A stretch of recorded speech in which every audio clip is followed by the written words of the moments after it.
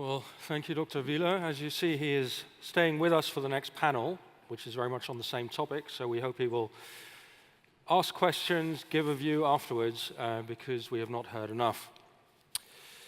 So yes, how do we survive in this decimated landscape? I mean, let me just speak as a sports journalist, as a journalist, how it is for us. In the 1980s, when Christoph Biermann, who's going to be on the panel, and I started in sports journalism, we had a total monopoly. Often you couldn't even find out the results of a match without going to buy the newspaper. If you wanted match analysis, if you wanted to read a report of the game, an interview with a player, you had to go through us. You had to go through the journalists because we were the only people who could give you that. We were the only people sitting in the press conference. So we were the necessary, well-paid intermediaries between the fan and football. And now the fan doesn't need us anymore. And we've heard all day about how the fan can speak to Cristiano Ronaldo on social media. What does he need me for? What does he need me to interpret the game when even while the game is on, he's watching with a second screen and talking to his friends on Twitter and Facebook about what they all think of the game? Why should he buy a newspaper to read about that? And they don't. You know, newspapers are disappearing. I think Walter Gregorio, another of our panelists, was very wise to get out of journalism when he did. But as Andreas Wieler says, there are solutions, and so today we have gathered, besides Walter, who is now, as it were, the enemy on the other side of the fence with FIFA, we have gathered three people who have found survival strategies in this new cold world of journalism. So I'd ask our panel to come to the stage, and then we can talk about how not to die. And I can introduce you to them. This is Christoph Biermann, who many of you will know as one of Germany's most noted football authors and editor of Freunde, which is a very old media survivor. Here on the far right is Walter de Gregorio, very long time a successful journalist and now director of communications with FIFA. Beside him is Ben Lyttleton, who is a British journalist, author, consultant, speaker, agent, and broadcaster. I think I've got most of your roles.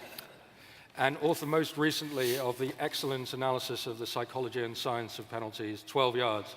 Fortunately, this time, as you know, England were not knocked out of the World Cup on penalties. And then we have Jonathan Lavigne, who's not just surviving, but it seems thriving in this new world of digital and social media. He is the founder and the CTO of the very successful app Onefootball. And I'll ask Jonathan to start us off by telling us a bit about what Onefootball is. Mm-hmm. Should I? Yes, please. You have a presentation you want to show us. The clicker, I believe, is on the podium there. Okay. Hi, everyone. I'm Jonathan. I'm actually co-founder, I could say, of Onefootball. Our founder, Lukas Kramer, started that in 2008. I'm pretty happy I came here today and I heard from the previous panel that we're suddenly worth $5 billion. So that was pretty good news for us. One thing which, you know, like Matteo said this morning, it's easy for us when we hear about YouTube, Twitter, Facebook, Access playing all these big things in football to think we're still tiny. But a lot of what I heard today make me comfortable in what we're doing and the vision we have. We come from a bit of a different angle than some of the discussions we heard today. We come from the football fan, and we're completely in agreement that the football fan loves his club, and that there needs to be a relationship with the club, and that you can't take that away. But we think there's more to a football fan than just my club. The football fan, I'm a fan of Olympique Marseille. I'm French. I follow the Ligue 1. I happen to live in Germany. I also follow the Bundesliga. There are a lot of French people at Arsenal, so I grew a love for Arsenal. There's a lot which makes a football fan, and we try to approach that from that perspective. We also think that football is so big, it's so emotional, it's so global, that it deserves one platform to deliver that content to the fans. There are a lot of generic social networks. They do great work at spreading all that love for football, at spreading the content. But it needs an experience which is just about football. It's my daily football fix, and it's all about me as a football fan. And that's what we set ourselves out to do. Where we are today, we've been pretty successful when we look at, in context of our size and the type of company we are. We're past now 17 million downloads. Actually, the number has been increasing also, not at the speed of Ronaldo, but it's getting better every day. And these 17 million people have downloaded our app to follow football, to follow their love for football, and they engage every day. We have a very similar quote to the YouTube people, that 90 minutes is not enough. People come to our product when there is a live game, but they come there after that every single day. They come there on Sunday after the game. They come Monday, Tuesday to continue talk about the game, and then comes Wednesday. And Wednesday is the beginning for the next game. I think that cycle is the beautiful thing about football that we have to all think about and to play with to keep the fan. Is if I have you on the match day, then it's easy to have you on Sunday and Friday. And then it's easy to have you on Monday and Thursday. And then suddenly the week rotates and rotates and rotates. So those are just some of the engagement numbers which show that the football fan is there, the audience is there, they want to engage all the time, and there are possibilities to communicate with them.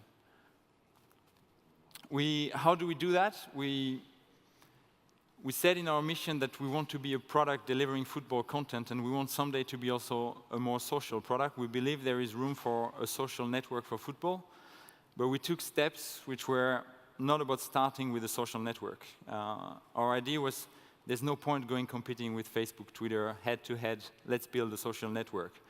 We think the base of football is data.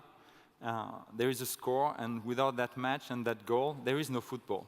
We can put all the social stuff on the world, all the likes and shares and all these things. If the teams which are here are not meeting and scoring goals, there won't be football. So that's what we put the most emphasis on. Editorial is the opinion. That's what the journalists and the people now, more and more the users, the fans are creating, is the opinion on top of the stats, of these results. And we've been pretty good at these two things. And the next step for us is social, is when we believe that we have a good platform to have the data, have the editorial, we can engage people in the discussion. We can engage them to talk with their friends, the fans of the same team, and that's where I think the team relationship is really good, but also the fans of the opposite team, because you don't want to tell your friend, haha, you lost, if you're a fan of the same team. You want to tell it to the other one, which is the opponent. And we don't produce content, and I think that's where we come part of that discussion. We actually license and aggregate content, so we really want to be a platform for people for discovering and publishing content.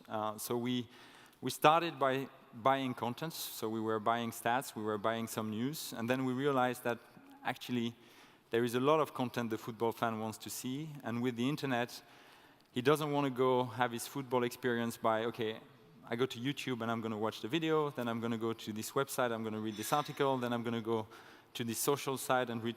He just wants his football. And we want to be a channel for some of these partners and many more in the future to provide their content and to monetize it on our platform and to get more reach, basically. So you see, I mean, we have Build here, which is delivering also the Bundesliga highlights after a while onto our platform after the weekend. We've had partnerships with Freunde, with Sky, and with all sorts of brands, but also with smaller blogs, for example, which are looking for discovery across the world. They want to address the fans of Manchester anywhere in the world, and we enable them to do that with our platform. Where we're going, we think we're big, but it took us the same time to go to 5 million users as it took us to go to 1 million users and to go to 17 million downloads. And we think we can now scale that even more and really become the football platform globally. So we're in 15 languages today. We're in 200 countries. We have the ability to cover up to 400 competitions. And the next step for us is what I said is social. And it's social not in the sense of a social network like Facebook, like Twitter. We believe in football and friends is where we can make a difference, is that there is a special relationship between football fans and their friends, in the sense that they communicate. And there is an experience in the real world, whether it's having a little bet with your friend, whether it's cheering for him if his team is going to play tomorrow, or telling him you're sorry that he lost. And that's what we're going to create. That's what's going to come for us in the coming year. And we hope we're also going to open our content platform, and we hope we can create a place where the football fan is going to get his fix, and that's our first mission above all, but also where the journalist is going to get a place to get his content discovered, where the club, someday the player might get a place to communicate, engage, and monetize with his fans, and where every player of the football ecosystem is going to be able to interact. And that's it, I think, for us. Just one thing to remind, I think, for us is this is a wall in our office. We have people from 25 countries working there out of 55 people, and every employee is allowed to bring his scarf. And I think the scarf is a very funny reminder of, the football fan, and that people are actually buying these ugly scarves, if I can call them like this, just because they love their club. That means there is money to make in a football fan. I mean, people are ready to buy this. They're probably ready to buy tons of other better things and more interesting things. Thank you.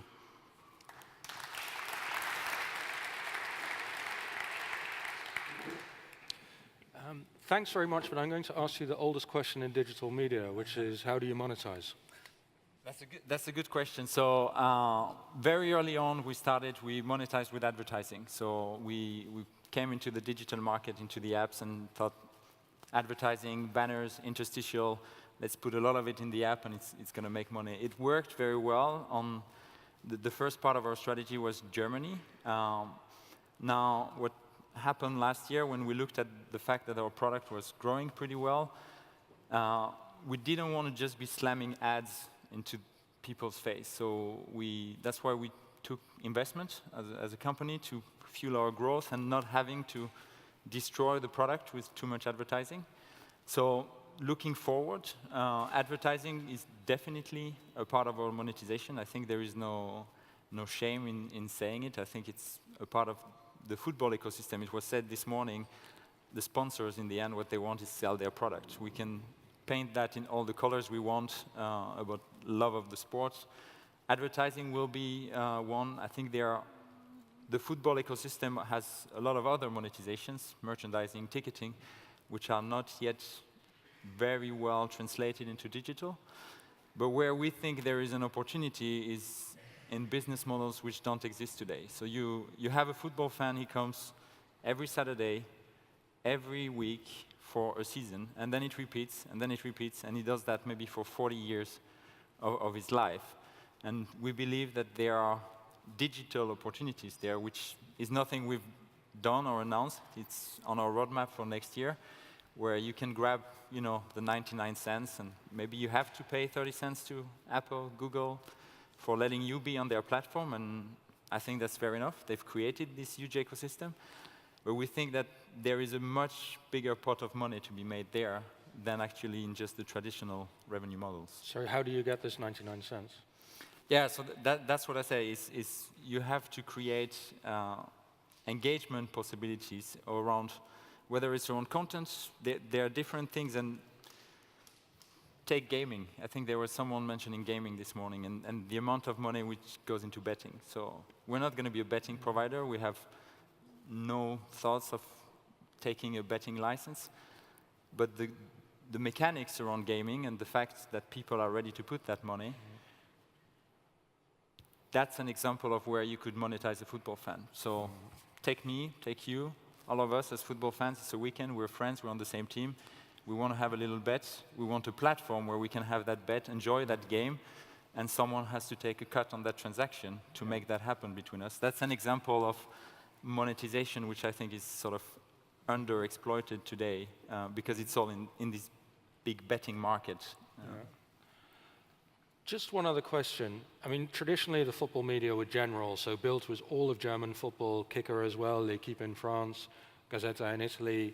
They were comprehensive, at least on a national level. But what you're doing largely is you're directing people to the club they follow. 70% of your users choose the club, and that's the news stream you get first. So is that the future for paid football media, that it's not going to be so general, but it's going to be very specific, like you are a journalist who writes about Marseille? So I think from a user perspective, there was a slide which I felt was really good before about this, if content is king, context, I think I was saying context is God. I think context and relevance is becoming more and more important. So I don't think the future of football is a portal where you just have everything. There is no personalization at all, and no relevance and no understanding of the context, whether it's the time or the place where you are. I think from a journalist perspective, definitely specialization, quality, both in the terms of what you're writing and what you're writing about. It could be specializing about a team, it could be a league, but it could be also a type of editorial touch. I think we have Freunde here, which is a very good example, or specific on match analysis. I think, yeah, definitely there is a trend there into getting more quality and more precise journalism. This is Freunde, by the way. We have rival copies. I'm a subscriber, but I get them late. Yes. This is older, and indeed, I mean, beautiful as it is, this is very old media. We might have had this in the 70s or 80s, though. Now, of course, it looks better. And so Jonathan has just presented something that's very new media. How does something as old as this, and I mean that in the best possible way, survive?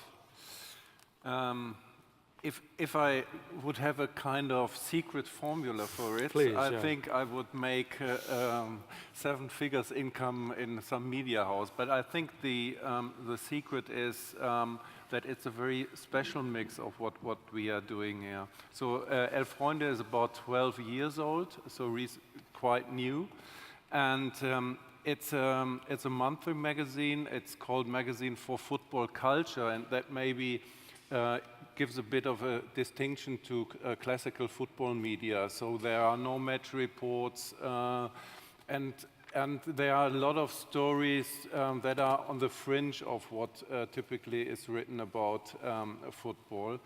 For example, a story that came into my mind today. So we had a 6-page stories on Norwegian fans supporting Stenhousemuir in Scotland, helping the club to survive, and our readers loved it because, and that tells something about what our readers want. They want to have emotional stories.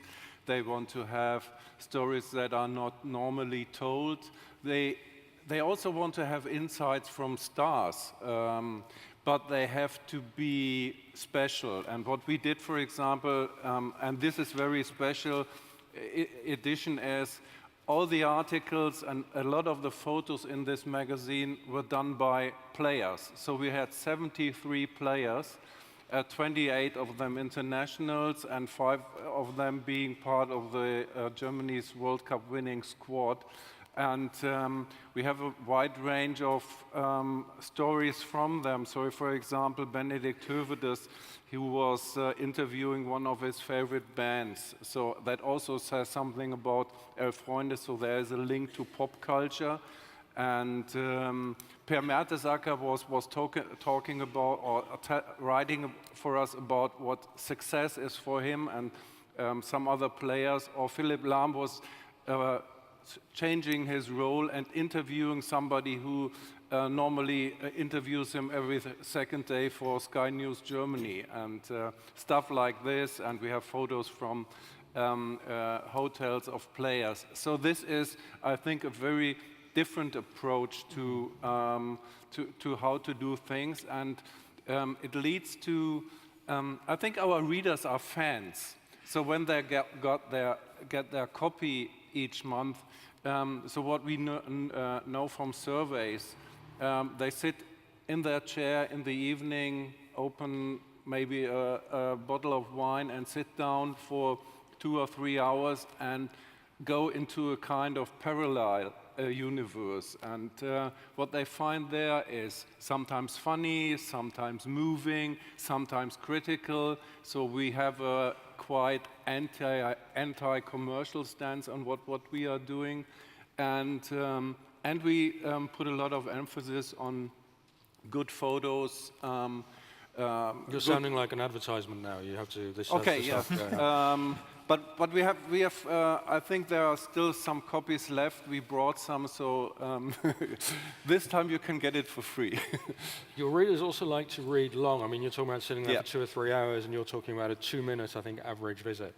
So is this the way to escape the internet, as it were? This, in the age of internet, is what print can do. It's not the way to escape the internet, but I think there are people are also interested in reading long stories and having this kind of old-fashioned magazine if it's done well, and spend time with it. I mean, there are also other stories of magazine that are quite successful, but I think you have to make it very special that it works. Just one last thing. Social media matter even to you guys, right? Yes, of course. How? So we have an internet page as well. I mean, we have 350,000 Facebook friends, so that is very big compared to the size of our magazine. So we sell about 85,000 copies a month, and also there we try to find new ways. So the typical example is what in Germany we call live ticker. I think in England we call it minute per minute or so. And we do it in a very funny way. So somebody sits in front of the telly, and then he does this minute by minute, and he is probably a Werder Bremen supporter and is moaning all the time about how bad his team is, but doing it in a funny way. So sometimes people even read it the next day because they know it's funny. We got prizes for it, journalists' prizes, and so again, a very special approach, more towards entertainment there. So this is a magazine that has survived. Ben is a journalist who has survived, and it's against the odds because Ben and I were talking earlier today about a very well-known large international newspaper that you have all heard of offered you a certain fee for an article today. Can you reveal the fee? I can reveal the fee. I cannot reveal the name of the paper, but I've been doing this job for 19 years, and I'm freelance, and a couple of weeks ago I was approached by this paper to write a 500-word article on something that only a journalist with a specific expertise could write about, so they couldn't have asked a 20-year-old intern to write it. And I said, okay, well, you know, what's the deal? And they offered me £8. This is 10 euros, to be precise. Yeah, 10 euros. Well, to cut a long story short, I did it, but I did not want the money because for that, it really wasn't worth it. But that sums up a lot of the challenges that freelance journalists anyway face. It's easier than ever to get published with all the platforms we've spoken about. You can have blogs and podcasts and anything you like, but it is actually harder to get paid. So the key word throughout all these discussions has been monetization. How do you monetize? And I think Jonathan actually came closest to it when he talked about specializations, becoming an expert in a field, whether it's a club, a certain player, having a relationship with a coach. In my case, it was penalty kicks. I wrote a book, as Simon said, about penalty kicks, which is ironic as an Englishman because really, we don't really know anything about penalties. But that's actually become my niche. And so now whenever there's an important penalty that's either scored or missed, people want me to write about that penalty. Why was it scored? Why was it missed? I go to clubs and talk about the psychology of penalties. I go to businesses and talk about the psychology of performing under pressure, using the prism of penalties as an example. So that specialization has taken me in directions that aren't traditionally journalistic, and yet having that specialization is really a survival strategy in itself. So you have a niche, and you also have a brand of sorts, and you spend, like a lot of journalists, time building that brand by tweeting, and you have lots of Twitter followers. But don't you sometimes think, why am I writing all this stuff on Twitter for free that nobody's paying me for? Isn't that doesn't it go against the grain of the journalist's instinct? It does. It all goes against the grain. I mean, Twitter is very popular among journalists, especially in England. It's almost seen as a lost leader. You have to promote your brand using Twitter. It gives you accountability, but it also gives you integrity if you preserve it. And there are examples of not just journalists, but Luis was talking earlier in the day about Ronaldo having the balance between commercial, sporting, and personal. And while I'm not in a position to compare myself to Ronaldo in any way. Not yet. Not yet, exactly, given the followers I have or my football skills. You know, the same rules really apply. I've been offered to tweet for a betting company, and they would give me money for the amount of referrals they get via my tweets. Well, I don't want to do that because I don't want to advertise for that betting company. The same has happened with a pizza company. Now, I love pizza, but I don't really want my Twitter feed to be clogged up with, or my followers to read me promoting a pepperoni pizza. You know, so there is an idea that you have to preserve your integrity as a journalist, just like you do as any other brand. Walter, you're now at FIFA. When you hear all this, are you happy you got out when you did? Yes, I am. I mean, it's a big challenge, and I'm happy that I don't have to give an answer on all those challenges. What I think, if I can talk as a former journalist, what is irritating sometimes is that we're only talking about numbers, only numbers. Everything is related to numbers. So we're really risking to be, you know, to disappear in a way, because at the end of the day, I think, and I attend a lot of events when you talk about journalism. I'm still invited as a journalist, although I'm working for the enemy, as you said. For me, the discussion is in a way on the wrong side, because when I heard what was very interesting, what Mr. Wiele just said, that now you can exactly say who is responsible for the success of a newspaper, because now you can say you have so many people reading this column, you have so many people reading this story. Then, of course, the question would be, why are they reading that? I mean, what is the goal of the newspaper? Is it the goal of the newspaper just to entertain and to make money? Or on a more, let's say, almost philosophical level, should it be also to educate? What is the task of media today in terms of preserving democracy? So in that case, I think if you have stories that maybe only 5 or 10% are checking, but the content is so important, then I don't know in which direction you should go. Should you just, I mean, there are a lot of journalists here today. The reality in a newsroom is that you're checking what are the rates on your screen. So you have the top 5 stories that online are the best ones. And this will have an impact. Yeah, we try to write the ones that get clicks. Yeah. Yeah. But you're going to check what the 5 top stories are. Lady Gaga has a new pants. Or, I don't know, Angela Merkel has a new haircut, and so on. And so you're kind of forced, as a print journalist, because the pressure is on, and this is the fantastic story, to just follow and try to do something else, or something similar. So for me, the discussion should be more on the content and not only focused on the fantastic numbers that are here. Well, that was a journalist. There was a man clapping there in the middle, yeah. Now that you're the enemy and you survey our scene, you have the traditional media, and then you have the millions of people tweeting and writing on Facebook about what they think about FIFA. So you've got these two audiences, as it were, and which matters most to you? Well, usually the content, talking about the content, is in some countries it's the same. So it's not very positive. So for us, of course, social media are very important. I give you a concrete example how we try to use social media. At the World Cup, we decided that it would be good if our president would have kind of low-profile appearance because of a lot of issues we had. You know, exactly last year, social unrest and so on and so on.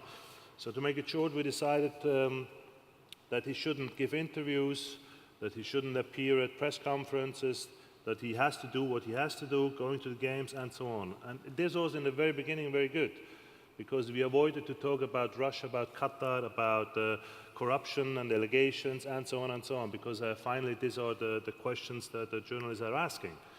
But then at a certain point, people were trying to say that the president, he is afraid to go out because there might be some people booing him and so on. There were other stories saying that he's locked in his room, that he doesn't want to leave the hotel. So Twitter was a fantastic tool for us to correct that. First of all, we tweeted and we told the world where he is. He's going to this game, he's doing that, he's meeting this and meeting that. So this, in a way, was good for us. Secondly, we could control the information we delivered. And thirdly, that was the good part, because there were no other information about the president in this case, people were forced to follow him on Twitter. So from 150,000 followers, after the World Cup, he has 5 million. So in other words, you can use it also in a strategic way if you want, and that's what we try to do.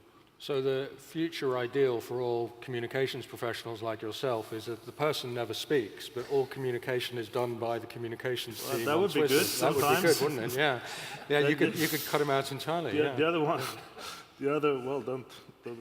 I have to be careful what I'm saying now. We're all on the record here. Yeah. But another way, to be very honest, I mean, you mentioned it a couple of times this morning. I think the future goes exactly in this direction, that you try to avoid the journalists. You try to avoid media as a vehicle to transport your messages. Because why, very concrete example, why should the president, let's stay with this example, give an interview? Because he loves giving an interview, he loves speaking to the media. Yes, but there should be another reason. For instance, he wants to deliver a clear message, as clear as it possible.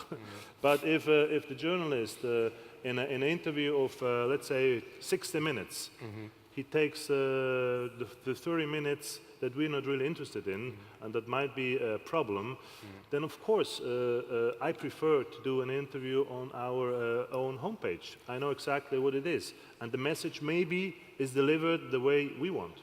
Is this what's happening, Christoph? Is the FIFA, the club, the player becoming his own kind of broadcaster, cutting us out? Maybe, but maybe there's a future for journalism. Going back to what we're up to, control people, and maybe we were too much focused on we have to talk to them, we have to have their photo on our cover. For example, I mean, not talking about FIFA, but maybe about Cristiano Ronaldo. If we would put Cristiano Ronaldo on our cover and have a lame story with some quotes from the internet, our readers would kill us because they want a decent story. So if we would have the chance to meet him and get a real insight, okay, fine, but not just having the big name. Yeah, but you're still reliant on speaking to players. Look, this is your Yes. cover, Christoph Kramer, so Jung und schon Weltmeister.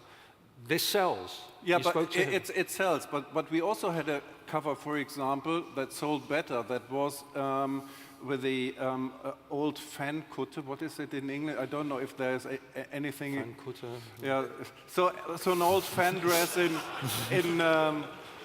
from Union Berlin, a second division team from Berlin, and we had a story on them. It was a cover story. If they are kind of model for the rest of German football, because they're, I don't want to explain it, they're very special in a way. And that sold many copies. That sold more than having a big name on the cover, because there is a niche, there is a group of readers that are interested in different stuff. And so we have to, we as Freunde, we have to work for them. You occupy a unique space in the German But we publishing found market. it. We also found it and worked on it and farmed it in a way and made it bigger. But if an English magazine had an opportunity to interview Ronaldo for half an hour, and part of that interview was that he has to wear a branded T-shirt and talk about how great his boots are for 20 minutes of that half an hour, they would take it, they would publish it, and they would still put it on their cover, and it would still sell. Yeah. So while I accept that Freunde is unique in its role, in England, it's almost the opposite. There are some publications that have a similar space, but on the whole, if you get Ronaldo to say anything to your publication, you take that opportunity. But what I see is that obviously there's a kind of international, not movement, because all the magazines are pretty small, but when you look to France, so Foot is pretty successful, similar like Freunde, you have Panenka in Spain, you have traditionally Offside in Sweden. I think there's a new magazine of that kind in Italy. Undici, yeah. Yeah, and Josimar in Norway. Yeah, and these so, are read by 25,000 intellectuals. I mean, it doesn't matter. But probably if you open it up a bit, I mean, as I said, we also want to have stars on our cover. We want to be funny, we want to be entertaining, so it's not like for 20,000 intellectuals that say, I've read an 18-page article on whatever, a third division team in decline or so. I think maybe it would work in other countries as well. But I mean, you know, I've stood with Christoph and Ben at sports tournaments in the mixed zone where the journalists kind of huge huddles of them being crushed almost to death, hold out microphones at passing 20-year-old footballers, shouting in a language the player doesn't understand. So what did you think? A couple of words about the game. And just because of the magic of getting the player to speak has always been so extraordinary. I mean, Ben, is that, are we going to give up on that? The player's going to speak through Twitter and we just I hope totally so, sidelined? because that whole process is incredibly disheartening And humiliating, and humiliating. Yeah, as not just a professional, but as a human. You know, you don't want to have to do that.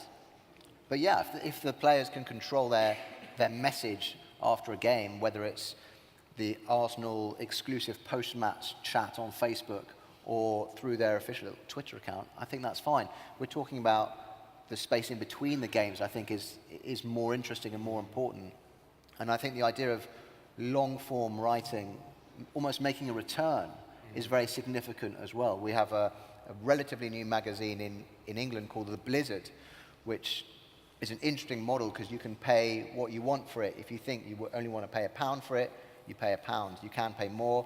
I personally think it's worth more. And it's a collection of 20 essays, 4 times a year, about random stuff in football, but it is the kind of model that Christoph's talking about. You sit and you open a beer and you read it for 2 hours. You don't flick through it like on your screen or anything like that. And I feel it's almost like a backlash against the Twitter content or the forced message content, that actually we do want to spend 2 hours or 40 minutes just reading one article and learning a lot about one subject, rather than reading what Ronaldo had for breakfast, then seeing Podolski's new boots, and then seeing where Mesut Ozil was last night.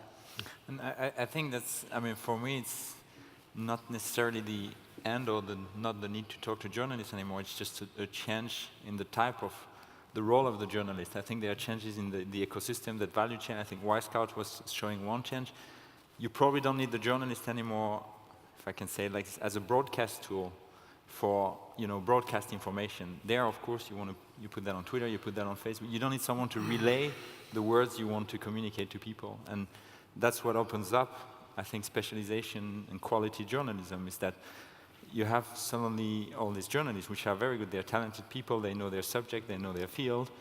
They don't have to do that thing with the microphone and just all get the same message. They can probably concentrate on better study, better research, on delivering quality, what the fan expects. And the broadcast message, whether it comes from the FIFA, from the player, it's better without an intermediary, because then it's just as it was supposed to be sent, in that sense. I'm not against journalists, so I want to say that I know a few of them, usually at the bar, I meet them, but what I'm saying is that you need to have the journalists who have the courage to have an own opinion. And FIFA is a fantastic case study. So leave aside that I'm working for FIFA, but on this side you learn a few new things about journalism in general. Once you have a problem, image problem, take FIFA, take in Switzerland, it might be the banks or a political party or you as a person, a private person.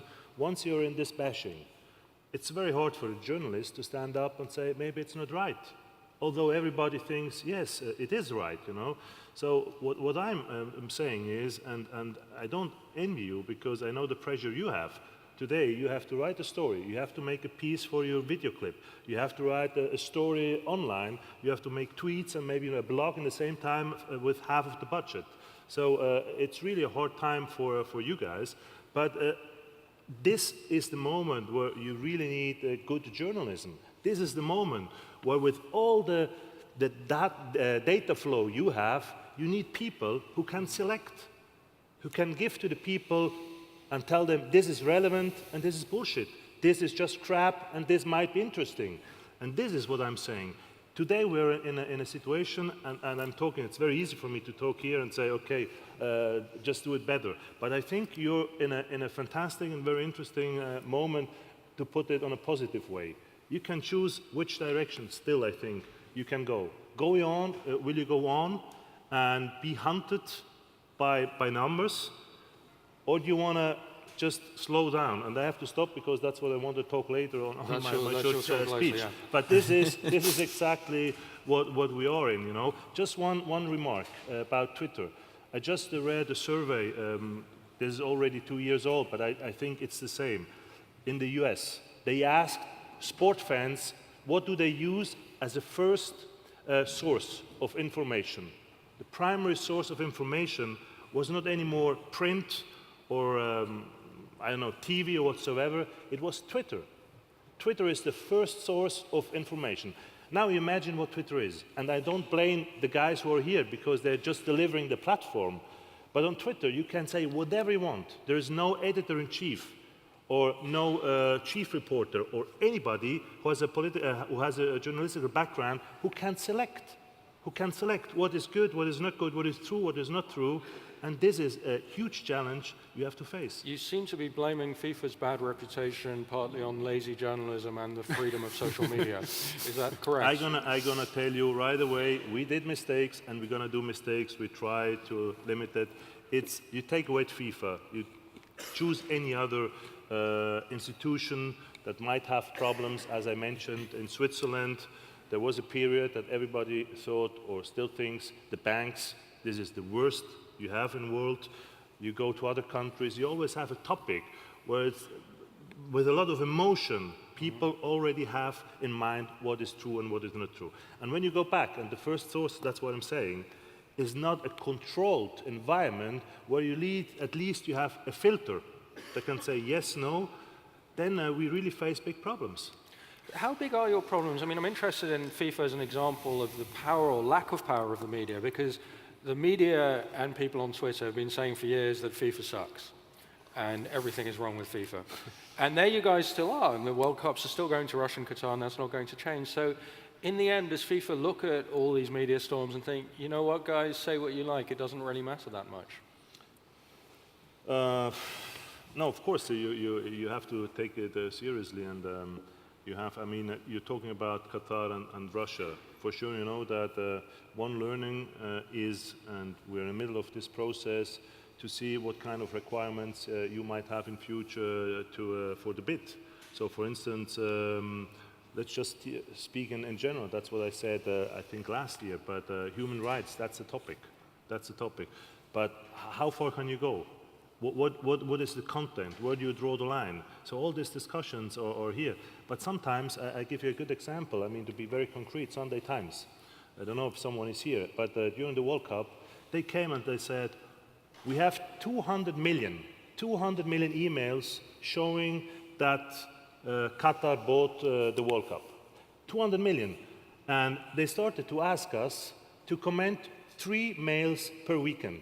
So I made a short calculation how long this will go on. It will be, I think, 352 million years. You know? So then I just stopped and said, you know, you're going to make your homework. You read 200 million emails. You give me a summary, and I try to give an answer. So what I'm saying is, yes, you have to take it seriously, but you have to be very careful, not let, the media set the agenda, and especially the pace.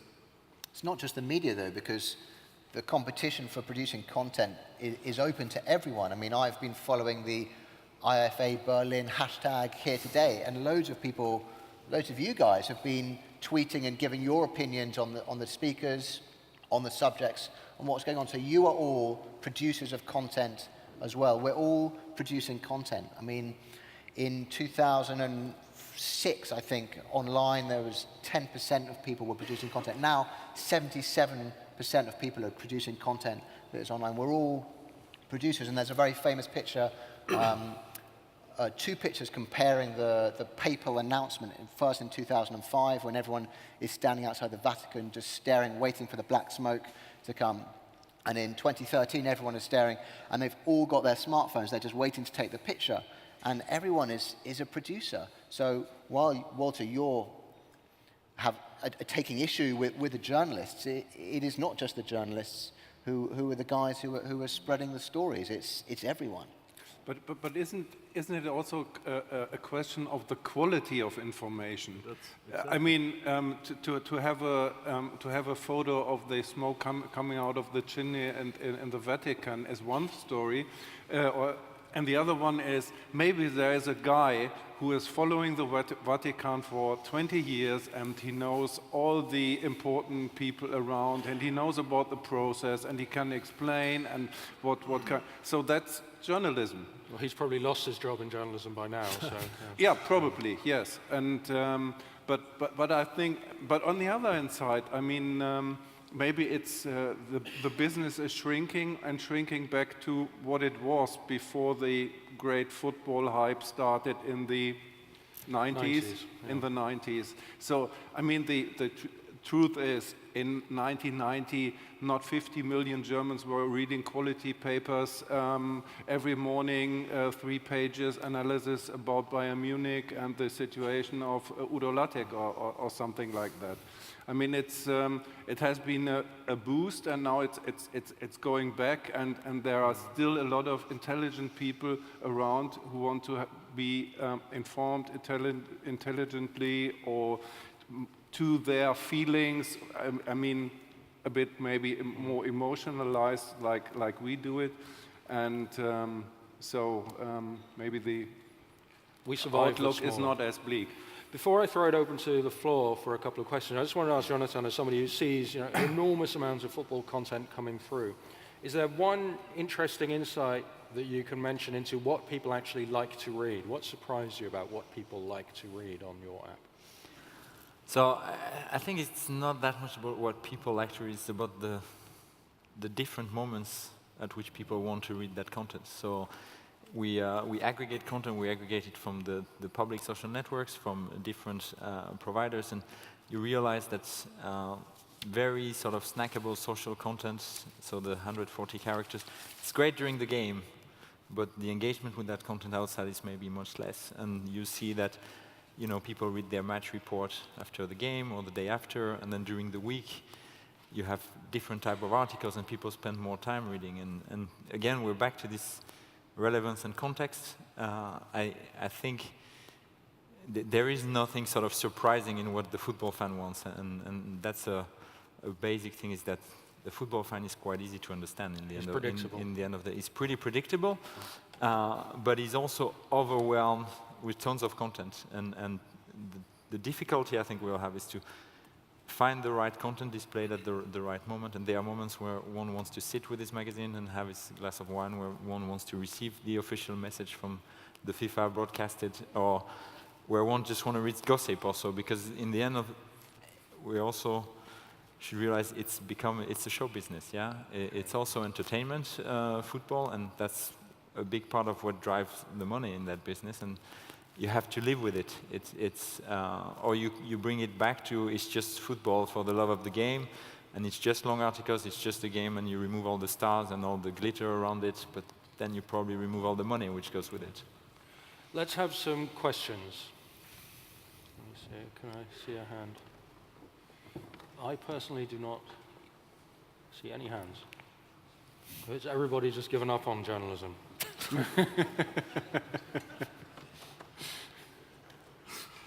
I myself will then just ask one or two last questions if there are no others.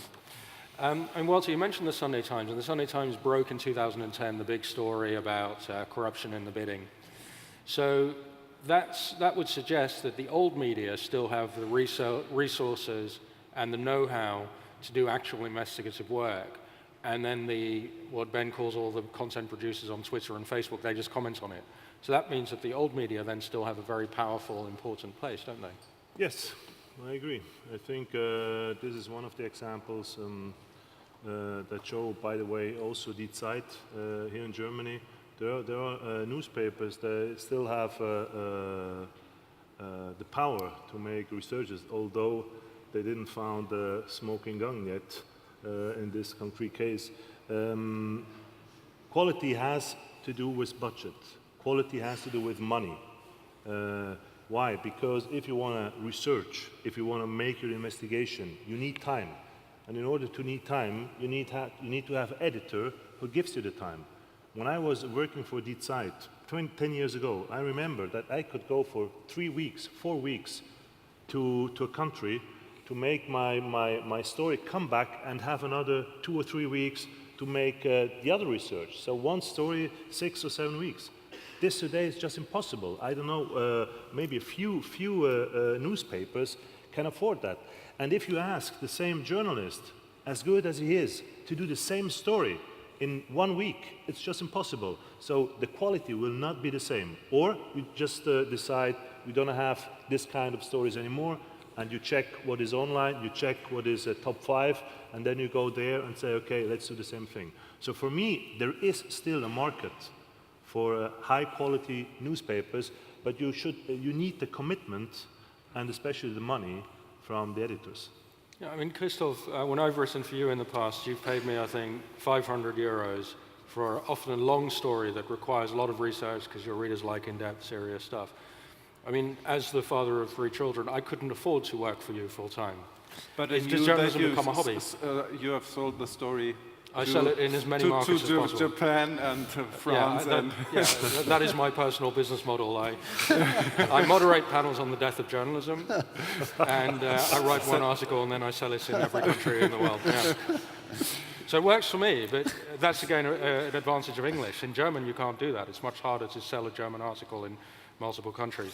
So you write about Union Berlin, it takes you 2 or 3 weeks, and then and that's one of the reasons, because most of the articles are written by staff writers. So because we don't have the budget to pay somebody to go 3 weeks to Argentina to have a fantastic story on Boca Juniors or something. Yeah, that's a problem. So in the end, journalism might become long journalism, serious journalism like yours might become a hobby, done by people who have earned their money or inherited their money somewhere else. No, I wouldn't think so. But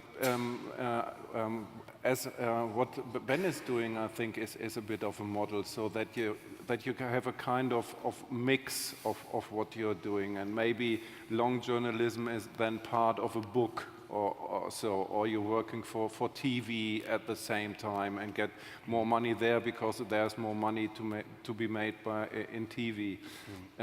But yes, obviously the situation is very complicated, and all stuff has to be written by staff writers that are still on a payroll and get social insurance and the last journalists in the world who are still on a payroll.